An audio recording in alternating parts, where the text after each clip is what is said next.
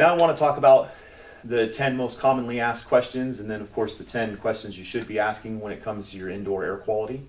When we talk about indoor air quality, we're talking about duct work, the infamous duct cleaning, air filtration, UV lights, humidifiers, air scrubbers, you name it. Anything that has to do with the movement of the air through the recirculation of your heating and air conditioning to make sure you have healthy air.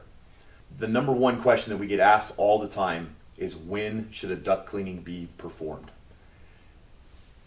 This is a pretty sensitive subject for me because I'm not a firm believer in a duct cleaning unless there was some kind of catastrophic event in the house that requires a duct cleaning. A normal duct system, according to the state of California and all the boards that research it, leaks somewhere in the neighborhood of 30% of your air. So if you turn on your system, 30% of your air that you're heating or cooling is lost to an unconditioned space. That being said, you're also going to draw air in from those spaces that the air is being lost to. It's called the Venturi effect. When you bring that contaminated air in, you're circulating it into your home. Therefore, the ductwork is going to get dusty.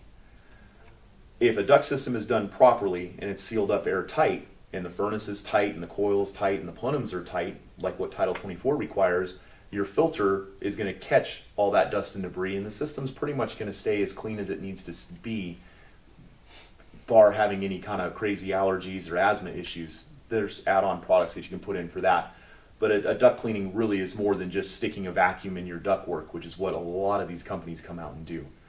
So if you're requiring a lot of duct cleaning, you should be careful and just maybe stop and look at the overall picture instead of having these companies come out with their shop vacs and the brushes and the whole hocus pocus show. So again, make sure you're paying attention to what's going on.